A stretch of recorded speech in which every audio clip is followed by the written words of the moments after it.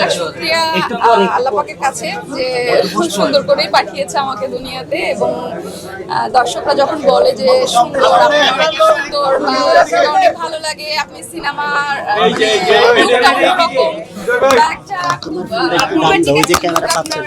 গ্রাম্য একটা ফেস আপনার থাকে না, গ্রামের যে প্রতিমা টাইপের এরকম ফেস আপনার, এগুলো শুনতে আসলে অনেক ভালো লাগে। না না, ভাইয়াকে নিয়ে আমি কোনো প্রোগ্রামে যাই না।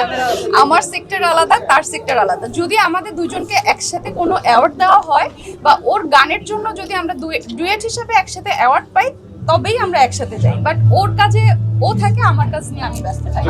আমাদের বন্ডিংটা আসলে এরকম না। আমরা ধরতে গেলে খুব ভালো বন্ধু।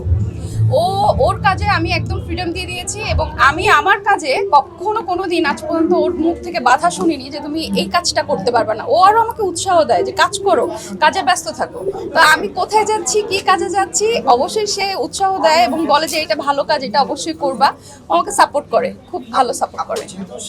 আমার কাছে মনে হয় শিল্পী মানে হচ্ছে সবার, আমরা জনগণের, আমরা পুরো বাংলাদেশের একটা সম্পদ। আমি মনে করি আমরা সবার জন্য। দল করলে দেখা গেল যে এই দল আজকে আছে, কালকে আরেক দল আসলো, তো তখন ভেদাভেদটা সৃষ্টি হয়ে যায় এবং এক ঘোরা হয়ে যায় আমার কাছে মনে হয়।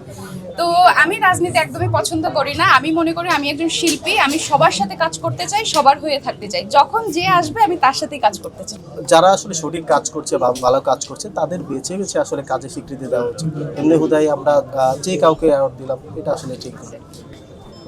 ঠিক আছে, থ্যাংক ইউ। আচ্ছা আপনি এদিক দিয়ে আমার ফোনটা কই? আচ্ছা আচ্ছা আচ্ছা আচ্ছা ভাই আপনি আমার মাইক্রোফোনটা না না আমি আসতেছি।